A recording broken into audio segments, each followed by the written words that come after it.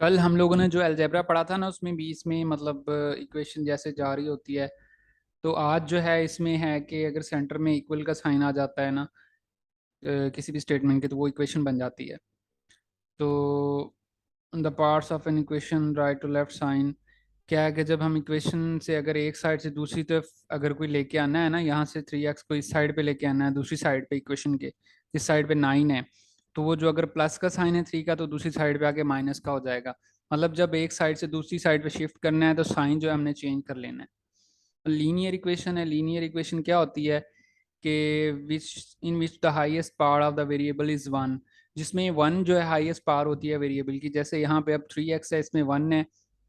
2x + 5 = 7, इसमें भी one है पावर। अगर यहाँ पे 2x² होता तो फिर वो लीनियर इक्वेशन नहीं होनी थी।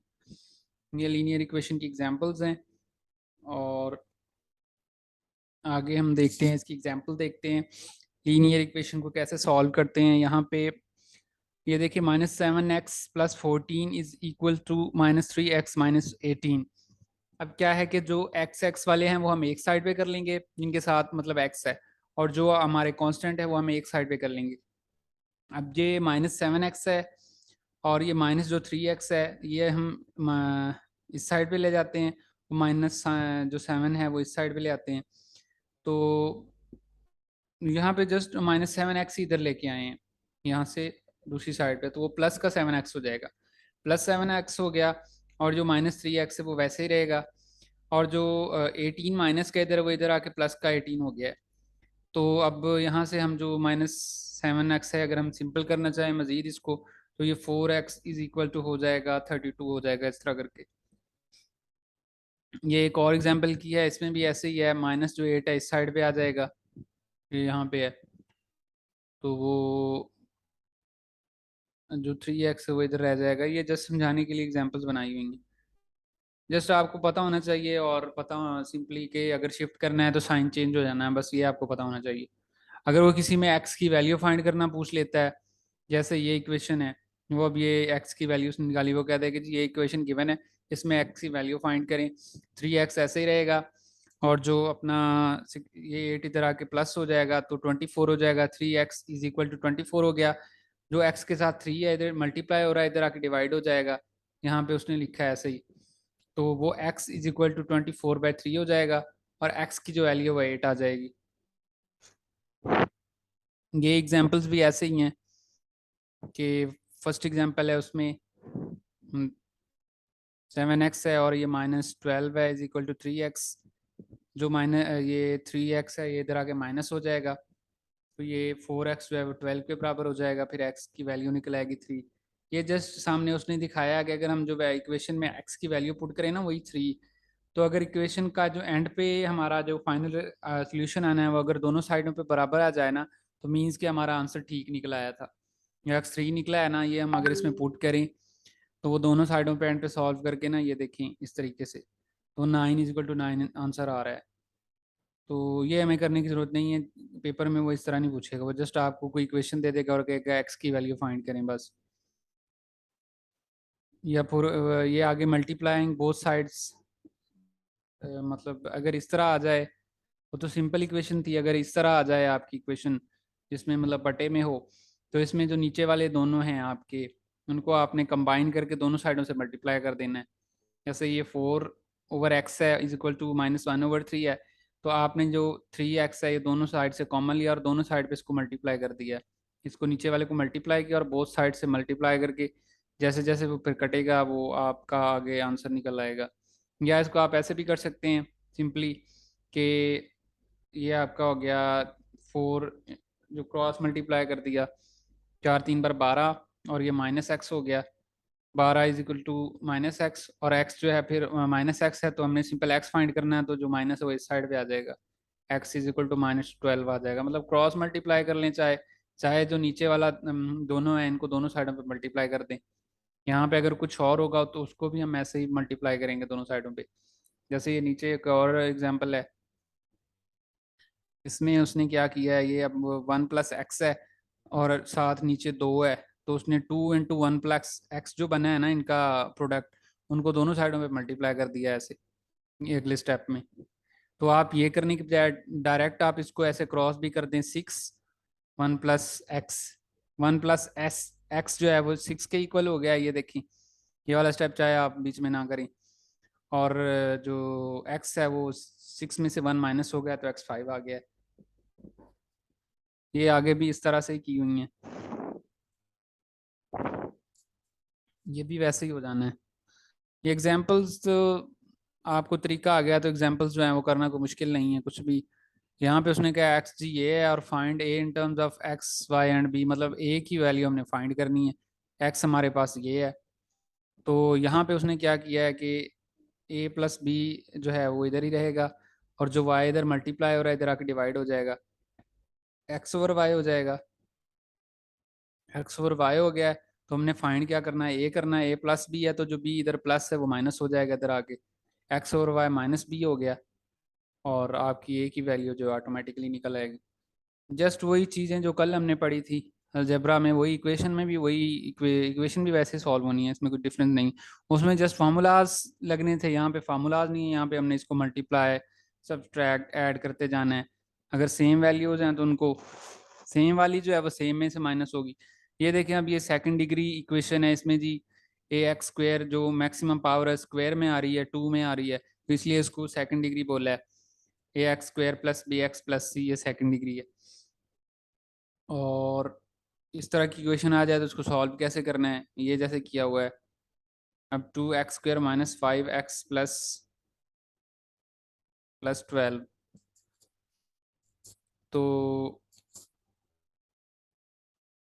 ये इसने ये वाली आप ना करें, ये कंफ्यूजन करने वाली है, ये वाली जो है। जस्ट आपको पता होना चाहिए कि सेकंड डिग्री इक्वेशन कैसे होती है। अब ये एग्जांपल हम देख लेते हैं, ये वाली। If z² = x² + y² and x is greater than 0, what is y in terms of x, y and z। इसमें हमने y फाइंड करना है, जैसे हमने लास्ट एग्जांपल में x फाइंड किया था। इसमें भी ऐसे ही हमने ये लिख देना z², और ये जब हमने कंप्लीट लिख दिया है तो जो हमारा x² है वो इस साइड पे आके माइनस हो जाएगा, z² - x² और y² वैसे ही दूसरी साइड पे रहेगा। तो हमने उसका क्या ले लेना है, क्या ले लेना है, अंडर रूट ले लेना है, क्योंकि y² है ना, हमने तो y फाइंड करना है। तो जब भी स्क्वायर है तो हम अंडर रूट लेंगे, तो ये अंडर रूट जो है वो उसके स्क्वायर से कैंसिल हो जाएगा। तो जस्ट हमारे पास जो y है इस साइड पे अंडर रूट वैसे ही रहेगा, तो y की ये वैल्यू आ जाएगी। अगर वो कोई नंबर कह देता है इस तरह का, x is positive number and ये फलां है जी, what is the value of x, इसमें भी ये देखें, अब x² इसी साइड पे रहेगा, ये -25 इधर आके +25 हो जाएगा, 81 बन जाएगा। तो x² के ऊपर हम फिर वो ले लेंगे उसका अंडर रूट, दोनों साइडों पे अंडर रूट ले लेंगे। इक्वेशन में जो चीज़ आपने एक साइड पे करनी है वो वही आपने दूसरी साइड पे भी करनी है। यहाँ पे देखें, अंडर रूट अपने इधर भी लिया है इधर भी लिया है, तो x जो है वो आपका +-9 हो जाएगा। और उसने कहा एक्स पॉजिटिव वाले की फाइंड लिखनी है, तो हमने जस्ट एक्स पॉजिटिव लिख देना है। जी लाइबा। सर पहले क्वेश्चन में जो हमने अंडर रूट लिया था वाई वाला तो हमने कट कर दिया, तो फिर ये जी वाला क्यों नहीं कट करेंगे? ये कौन सा वाला जी वाला, देखिए ना, ये ऊपर वाला। ये दोनों के ऊपर आ रहा है ना, या तो अकेला z² होता ना, z² होता तो वो मतलब z के साथ z कट जाना था ऐसे। अब ये आगे भी -x² है, ये अब इसको हम नहीं काट सकते, ये अब कंप्लीट का स्क्वायर है, ये नहीं कटेगा, ये ऐसे ही रहेगा। हाँ, ये हो सकता था कि हम मजीद उसको मॉडिफाई करते, z² - x² सेपरेट सेपरेट कर लेते, उन दोनों का सेपरेट अंडर रूट लेते, लेकिन ये चूंकि इक्वेशन है इसमें एक साइड पे जो हमने करना है दूसरी साइड पे भी वही करना है। हमने एक साइड पे एक लिया है उसका अंडर रूट, तो दूसरी साइड पे भी एक ही लिया है, सारे का फिर होल होगा। यहाँ पे हम सेपरेट सेपरेट नहीं करेंगे दोनों के। तो y जो है वो y उसके साथ के y का जो स्क्वायर है वो अंडर रूट के साथ कट गया, तो ये सामने वाला जो वो नहीं कटेगा आपका, ये वाला, ये वैसे ही आंसर लिख देंगे, वो ऑप्शन में गिवन होगा ना आंसर। ऑप्शन आपके पास आएंगे इस तरह के, ये आंसर है जी ऑप्शन ए है, बी में जो है वो कुछ और होगा, बीच में प्लस दे देगा यहाँ पे, और सी में जो है वो अकेला z - x अंडर रूट दे देगा। तो आपने जब ये सॉल्व करना है तो आपके सामने ही ऐसे आपको फौरन से पता लग जाना है कि ये आंसर बन रहा है। अगर इस तरह दे देते जो आपका जो है वो 81 का और X square is equal to 81 बना है, तो यहाँ भी आपने दोनों साइडों पे चूंकि एक्स की वैल्यू फाइंड करनी है, इधर हमने वो स्क्वायर रूट लिया है तो मजबूरन हमें इधर भी लेना पड़ेगा दूसरी साइड पे। फिर वो दोनों दोनों जो है उसका स्क्वायर रूट लेंगे। यहाँ पे 81 का जो स्क्वायर रूट है वो 9 आता है, और ये एक्स जो है वो एक्स स्क्वायर का एक्स हो जाएगा। तो उसने चूंकि कहा था कि एक्स पॉजिटिव हमें फाइंड करना है, तो हम प्लस माइनस जो है वो आंसर आया तो हमने जस्ट प्लस वाला लिख देना है। ये जस्ट एक एक्स्ट्रा पॉइंट है, इस तरह ना भी आप मतलब करें तो कोई मसला नहीं है, लेकिन जब वो दे रहा है, उसने बोला है पॉजिटिव फाइंड आंसर लिखना है, तो आप पॉजिटिव लिखेंगे।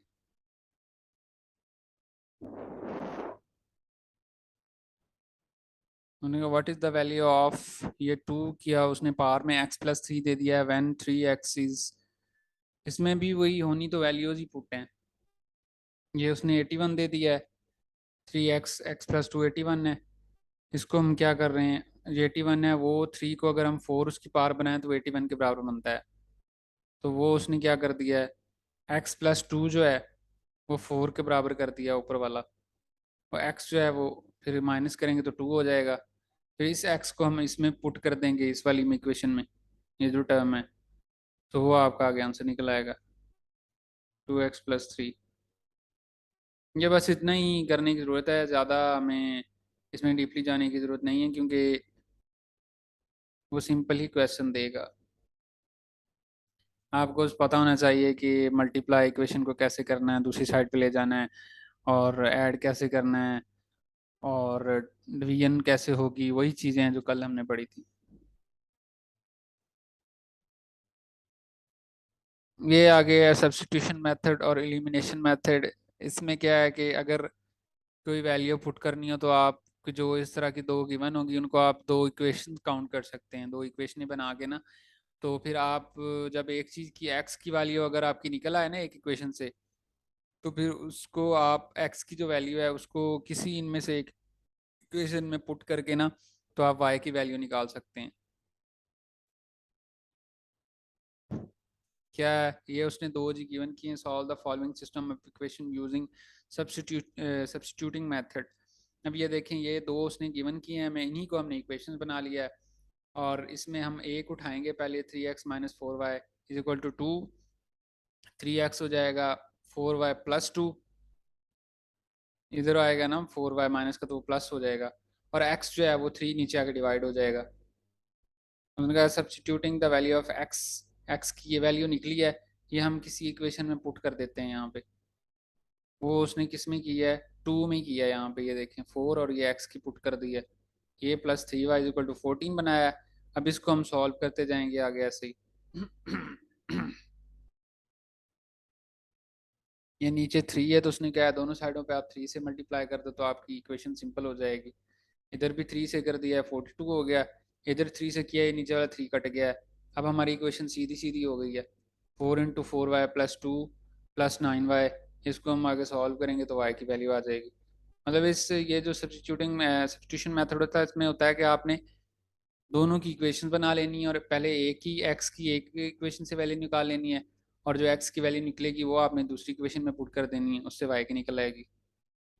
ये क्वेश्चन ज़रा लेंथी हो जाते हैं। वो आपके जो पेपर होंगे ना, वो वन लाइन आपका मोस्टली होगा, मतलब स्टेटमेंट होगी, शॉर्ट सी स्टेटमेंट। और मतलब आपका वहाँ पे टाइम ना लगे, क्योंकि आपके पास और चीज़ें काफ़ी ज़्यादा होनी हैं जिन पे टाइम लगना है आपका। तो मैथमेटिक्स में आपको ना कुछ सैंपल दूंगा, वो सैंपल में जो मैथमेटिक्स के आपके इक्वेशंस या जो भी अरिथमेटिक के क्वेश्चन होंगे ना, आप लोग वो देखना, वैसे ही आपके ऑलमोस्ट पेपर में होंगे मैथ के।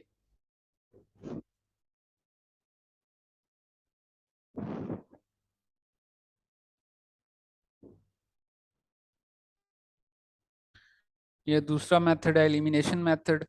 एलिमिनेशन मेथड में क्या होता है कि आप ऐसे ही दो इक्वेशन बना लें, और उन इक्वेशन को एक दूसरे के ऊपर रख के, जैसे उनमें से कुछ कट रहा है ना, एलिमिनेट होता है मतलब निकाल देना, खारिज कर देना, उसको ऐसे करके काट दें। ये दो हमें गिवन थी वैल्यूज, ये वाली, इनको हमने इक्वेशन बनाया और ऐसे एक दूसरे के ऊपर रख दिया। इनमें से ये देखें 2y+ का और 2y- का कैंसिल हो गया, 2x बचा, वो आपका 24 निकल आएगा। वही आप अपने इनमें से वो दूसरी इक्वेशन में पुट कर देंगे पहली में, जिसमें आपका दिल करे, जो आपका एक्स निकला है। अब उसने वो इक्वेशन टू में पुट किया है तो वो उसने वाई की वैल्यू निकाल ली आराम से। ये एग्जाम्पल्स भी वैसे ही हैं। ये देखें, अब उसने कहा है 3x + 9 18, ये क्वेश्चन जो सॉल्व किए हुए हैं, उसने कहा कि जी 3x + 9 = 19, what is the value x x + 3। तो इसमें क्या हमने 3 कॉमन ले लेना है। जब हम 3 कॉमन लेंगे तो 3 बाहर आएगा और अंदर आ जाएगा x + 3 = 18। वही जो 3 हमने बाहर लिया है कॉमन, वो दूसरी साइड पे आके डिवाइड हो जाएगा। x + 3 की जो वैल्यू निकल आएगी वो 16, 18/3 वो 6 निकल आएगी। यहाँ पे आपका ऑप्शन बी ठीक होगा। बाकी भी ऐसे ही होने हैं। ये उसने कहा 5x + 12 की ये है, तो माइनस वाले की वैल्यू क्या होगी। तो हमने वो एक इसका फार्मूला पढ़ा था ना कल, a + b होल स्क्वायर जो है, a + b और a - b, नहीं a का स्क्वायर प्लस b का स्क्वायर जो हमने पढ़ा था, a² - b², सॉरी। तो वो एक बार a + b होता है और एक बार a - b होता है। तो हमने पहले इसका स्क्वायर ले लेना है दोनों साइडों पे। तो वो जो वो लिख लेना है, और प्लस और माइनस जो है वो पुट करने हैं, तो माइनस वाले की वैल्यू जो खुद ही निकल आएगी उसमें। यहाँ पे x की वैल्यू फाइंड करनी है, तो ये x इधर आके माइनस हो जाएगा, 3x से 2x बचेगा, और ये 17x इधर माइनस हो जाएगा। 2x = माइनस बच जाएगा आपका 8, और x आपका बचेगा माइनस -2 बच जाएगा, 4 डिवाइड हो जाएगा। इस तरह से ये बिल्कुल सिंपल क्वेश्चन हैं ये, बहुत इजी क्वेश्चन है। इक्वेशन के ये आपके 2 3 4 नंबर के आएंगे, इस तरह के ही होंगे। या आपके वो अलजेब्रा वाला फार्मूला इसमें लग जाएगा, या सिंपली जो है वो, या आप लोग यहाँ से देख लीजिएगा। अब हम जो है वो पढ़ लेंगे जियोमेट्री। जियोमेट्री में भी हम लोगों ने सारी जियोमेट्री नहीं करनी है। अब ये देखें, जियोमेट्री तो इतनी वास्ट है ना, तो ये इनइक्वालिटी करने की जरूरत नहीं है। जियोमेट्री बहुत ज़्यादा वास्ट है, और इसमें हम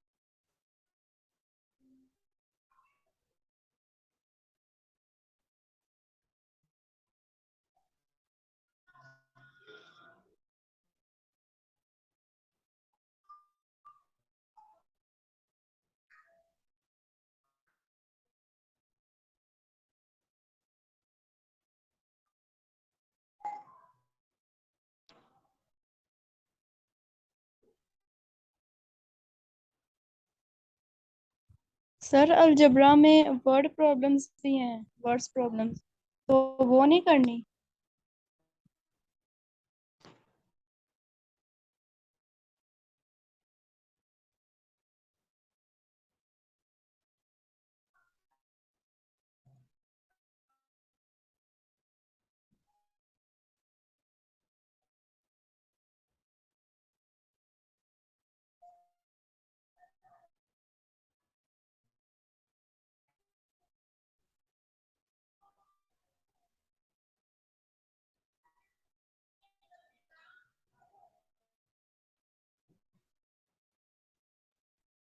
सर आप बोल नहीं रहे कि सिर्फ मुझे ही नहीं आवाज आ रही। नहीं बोल रहे। मैं बोल नहीं रहा था, मैं आपको कहने लगा था कि मैं जो है वो मेन मेन चीज़ें करवा रहा हूँ। अगर हम इस तरह से आपकी 5 क्लास से लेके ना 6 क्लास से 10 तक जो है ना वो सारी मैथ जो है ना, वो आप लोगों का बेसिकली सिलेबस है। जो ये जिस तरह ये चीज़ें बन रही है ना, ये 6 7, तो उनमें आप लोगों की रेशो के 5 5 चैप्टर्स होते हैं। आपकी ज्योमेट्री जो है वो हर क्लास में होती है, उसके चैप्टर्स होते हैं। फिर जो है वो आपकी मतलब हर चीज़ जो है ना, वो आप लोगों के चैप्टर्स बहुत ज़्यादा होती हैं। तो हम जो मेन मेन चीज़ों को टच कर रहे हैं ना, क्योंकि उसने क्वेश्चन में बहुत ज़्यादा जाके टेक्निकल भी नहीं देने, वो मेन मेन क्वेश्चन देगा। और आप लोगों के पास ऑलरेडी बहुत सारी चीज़ें हैं टेक्निकल करने की। अभी तो आप लोगों ने वो प्रॉब्लम सॉल्विंग क्वेश्चन नहीं किए, वो सबसे ज़्यादा टफ होते हैं। बाकी वो और ऐसे है, आपके ऐसे में से आप लोगों के मार्क्स ज़्यादा कटते हैं। स्टूडेंट्स को वो लिखना ही नहीं आता होता, वोकैबलरी बिल्कुल पुअर होती है बच्चों जैसी, तो उसने नंबर उधर से ही काट लेने हैं। ये मैथ में से अगर वो काटने बैठ जाए तो फिर आप लोग जो है वो, आप लोगों के तो नंबर ही नहीं आने फिर, इस तरह हर चीज़ में वो इतना डिफिकल्ट पेपर बना दे तो। ये एफएससी लेवल है, ये अभी आप लोगों का ग्रेजुएशन लेवल नहीं है कि पेपर बहुत ज़्यादा टफ बने। बाकी उसको भी हम जो कर लेंगे वो भी कर लेंगे। कल वाला जो है ना, कल हम ट्रिग्नोमेट्री पढ़ेंगे कुछ, और जो एक दो हमारे टॉपिक्स बीच में रह गए हैं वो कर लेंगे। अब इसमें जियोमेट्री जो है, इसमें लाइंस और एंगल्स का पहला चैप्टर है। एंगल क्या होता है? जब दो लाइंस आपस में एक दूसरे को इंटरसेक्ट करती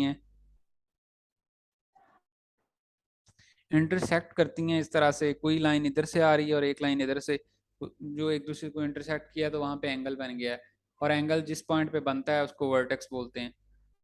तो टोटल जो एंगल बनता है ना, वो इस तरह एक होल 360 का एंगल बनता है आपके एक सर्कल में इस तरह से।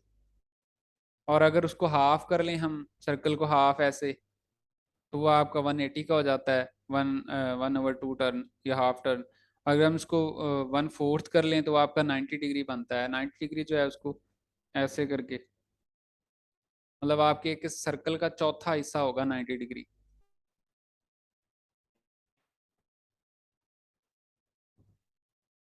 जो आपका हाफ टर्न है 180 डिग्री, उसको स्ट्रेट एंगल भी बोलते हैं।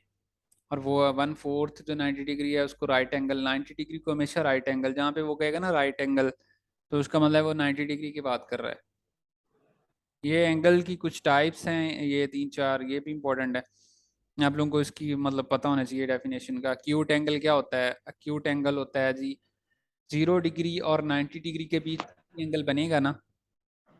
90 डिग्री ऐसे देखिए, यहाँ से ऐसे बनेगा 90, सीधा ऐसे और ऐसे, वो 90 होगा। तो ये अब उसके बीच बन रहा है, ये देखेंगे उसके बीच बन रहा है। ये आप लोगों का ऑलमोस्ट कोई 50 60 बन रहा है एंगल। तो ये जो है वो 0 और 90 के बीच जो भी एंगल बन रहा है ना, ये देखें ये तीनों उसकी एग्जांपल्स हैं, तो वो एक्यूट एंगल है। फिर आता है आप लोगों का ऑब्स्ट्यूज ऑब्स्ट्यूज एंगल। ऑब्स्ट्यूज एंगल क्या होता है कि 90 से 180 के बीच जो बनेगा, 90 और 180 के बीच, 90 ऐसे स्ट्रेट बनना था ना, ये 180 वाली साइड पे चला गया, मतलब ये 110 हो सकता है, 120 हो सकता है, 160 हो सकता है, मतलब 90 और 180 के बीच होना चाहिए, वो हो गया ऑब्स्ट्यूज। और तीसरा जो है रिफ्लेक्स है। रिफ्लेक्स जो है वो 180 और 360 के बीच बनेगा, मतलब यहाँ से इतना अब एंगल बन रहा है वो, तो वो ऑब्स्ट्यूज हो गया। और उसके बाद जो उसने यही मेजर 3 टाइप्स लिखी हैं। कैलकुलेटिंग एंगल्स का बताया, एंगल्स कैसे कैलकुलेट होते हैं। Angles on a straight line added up to 180। इस तरह अगर एक स्ट्रेट लाइन है ना, तो उसके ऊपर जो इतना एंगल उसके बीच में जो बन रहे हैं ना, वो 180 मैक्सिमम बन सकता है। अब वो उसने दिखाया कि ये अगर एंगल बने तो वो 45 बनेगा। ये देखिए 45 45, ये मैं जो बीच में इतना बना दिया है 90 बना दिया है। टोटली इनका अगर हम सम करेंगे तो 180 बनेगा। 45 plus 90 plus 45 is equal to 180। यहाँ भी 180 बन रहे हैं, ये 4 एंगल बन रहे हैं, एक एंगल यहाँ पे, यहाँ पे, यहाँ पे, यहाँ पे। तो straight angle 180, so angle are straight line are added up to 180 degree. अब वो इस तरह की कुछ छोटी सी एग्जांपल दे सकता है। What is average of A B C and D in following figures. Average हमने निकालना है इनका, तो हमें पता है चूंकि 180 ही इनमें बनना है, तो हम टोटल तो 180 लिख लेंगे एक साइड पे, और 4 हैं, a plus b plus c d, वो लिख लेंगे। और ये पी क्यू आर, उसने वैसे पी क्यू आर पॉइंट्स बताए हैं 3, मतलब एक फिगर है P Q R, angle P Q R straight angle है, तो उसमें अब 4 ये गिवन है, तो हमने हर एवरेज निकालनी है कि एक एंगल कितनी डिग्री पे बन रहा होगा। तो वो चारों को ऐड किया, तो वो एंड पे हमने क्या है 4 पे डिवाइड कर दिया है, तो वो आपका निकल आएगा 45, मतलब ये 45 एंगल हर जगह पे बन रहा है। इस तरह अगर फुल टर्न आ जाए तो वो आपको पता है 360 है। उसने कहा ये 3 इसमें गिवन है और चौथा आपने फाइंड करना है। Find the angle A in these diagrams. ये ए फाइंड करना है, ये बी सी और डी गिवन है, तो आपने इन तीनों को प्लस कर देना है। और 360 में से माइनस कर देना है। 360 टोटल बनेगा ना यहाँ पे होल सर्कल में, तो उसमें से आपने ये माइनस कर देने हैं। ये माइनस के 250 बने और प्लस 360 वो माइनस होगा, तो आपका ऑलमोस्ट 110 डिग्री बन जाएगा। 10 डिग्री बन गया।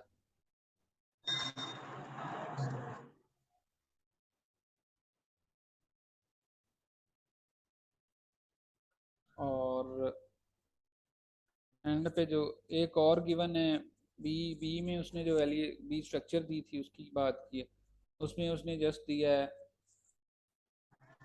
एक दिया एंगल 60 का, दूसरा हमें पता है ये वाला 90 का होता है, और ये तीसरा हमने बोले तो उसने ये दो होंगे, ये तो ए जो है वो 90 बनेगा, ये वाला जो एंगल है ये हमने फाइंड करना है। 90 प्लस 60 जो है उनको ऐड करके फिर हम 180 में से निकाल लेंगे। ये हाफ लाइन है ना ये, तो ये 180 है, ये 360 है कंप्लीट। ये 180 में से हमने निकाला है 60 और 30, 60 30, ये आपका 90 आ जाएगा। उसके बाद ये वर्टिकल एंगल है, जो इस तरह स्ट्रक्चर होगी उसमें दोनों एक दूसरे के आमने सामने वाले जो होंगे उनको हम वर्टिकल एंगल बोलेंगे। यहाँ पे ये दोनों एक दूसरे के वर्टिकल हैं, ये दोनों एक दूसरे के वर्टिकल हैं। इसने बोला when two straight lines intersect they make four angles, the two opposite angles are called vertical angles. Straight lines ने ऐसा किया है। अब इसमें जो ये वाला एंगल और ये वाला दोनों एक दूसरे के क्या है, वर्टिकल हो गए हैं। ये वाले ये दोनों एक दूसरे के वर्टिकल हो गए। कह रहा है कि वर्टिकल में क्या होता है, जो आमने सामने वो इक्वल होते हैं, ए डी के इक्वल है और बी सी के इक्वल है।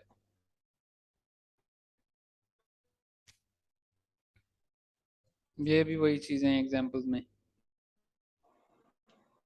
ये उसने एक इक्वेशन बता दिया है कि 5x plus 2 is equal to ये फलाना है जी, तो x की वैल्यू फाइंड करनी है। इस तरह वैसे ना डायग्राम्स वो आपको नहीं देगा, मेरा है ना, मैं वो आपको इस तरह की डायग्राम्स में भी कोई रेयर हो कि वो दे दे, नहीं तो बहुत मुश्किल है। वो डायग्राम नहीं देगा, जस्ट आपको फार्मूले ही देगा, फार्मूले और इस तरह की क्वेश्चन ही देगा जो आपने सॉल्व करनी होगी स्टेटमेंट के साथ। ये भी ना कुछ पेजेस जो हैं यहाँ पे पीडीएफ जो है वो थोड़ा सा रॉन्ग है, और जो आगे डिस्क्रिप्शन वाले ये भी तो चल रहे थे यहाँ से। ये कौन सा पेज है, ये है जी 113 है ना, तो आगे 118 आ गया है। ये 118 आ गया, ये देखिए।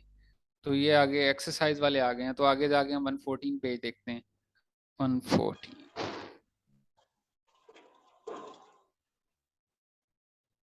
ये 114 आ गया है। ये जी पैरेलल लाइंस है, मतलब कोई भी दो लाइंस जो है ना, ये ऊपर उसने पैरेलल लिखा था 13 पेज के ना एंड पे, पैरेलल लाइन लाइंस, कोई जो इस तरह दो लाइन आवाज नहीं आ रही। वो एक दूसरे के पैरेलल होती हैं इस तरह से, ये एक दूसरे के पैरेलल बोलेंगे इनको।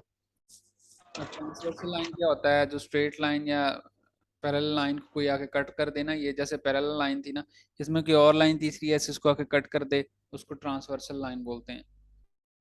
परपेंडिकुलर क्या होता है, if two lines intersect in such a way that they form right angle.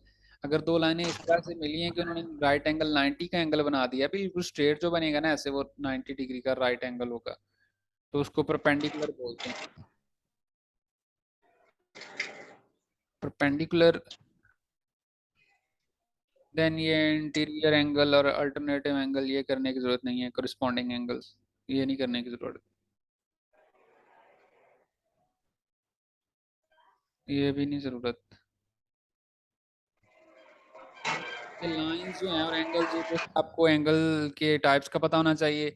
Acute angle है, ऑब्स्ट्यूज एंगल है, और स्ट्रेट लाइन पैरेलल लाइन क्या होती हैं, और उसके बाद जो है आपका एंगल्स कैसे फॉर्म होते हैं और उनको प्लस ऐड कैसे करते हैं, इसमें बस यही चीज़ है। अब इसके आगे वाली होगी लाइन के बाद ट्राइंगल होगी या एरिया होगा, कुछ दूसरा होगा, वो भी हम देख लेते हैं। माइक्स ऑफ रखें काइंडली, शोर होता है क्लास में।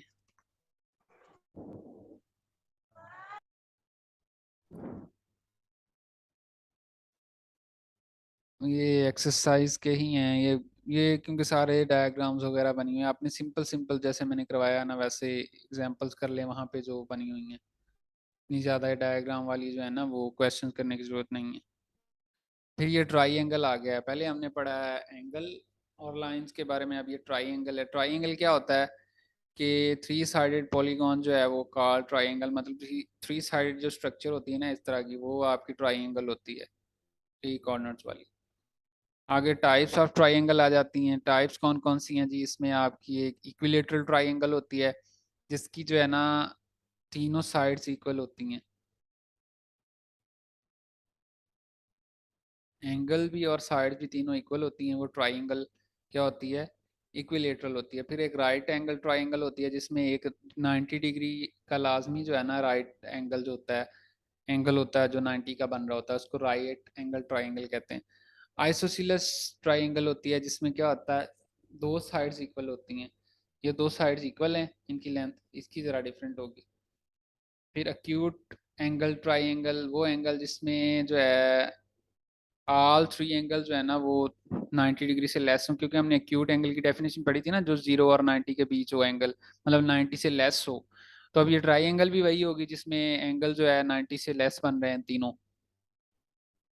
स्केलिन ट्राइंगल, ये ऑब्ट्यूज एंगल जो है वो 90 से ज़्यादा वाली है, जिस ट्राइंगल में 90 से ज़्यादा बन रहा हो।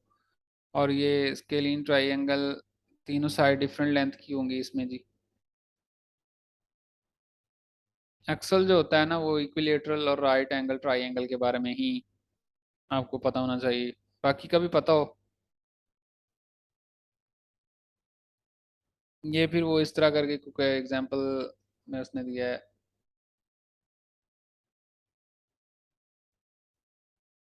वैल्यू जो है जी की फाइंड करें जी, यहाँ पे उसने कहा है, यहाँ पे आपको बी गिवन है और जी की फाइंड करनी है। और जो आपका ये यहाँ पे 90 डिग्री बन रहा है, सी पे स्ट्रेट है, तो हमें अगर नहीं भी गिवन हमें तो पता होगा। ये देखें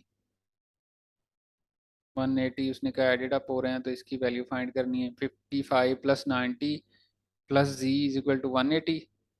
ये जैसे गिवन है क्वेश्चन उसी हिसाब से। तो जी में से हमने ये इधर आगे माइनस कर देने हैं, तो 35, ये आपका जी जी जो है वो 35 एंगल बन जाएगा। यहाँ पे 35, यहाँ पे 55 और यहाँ पे 90। ये इस तरह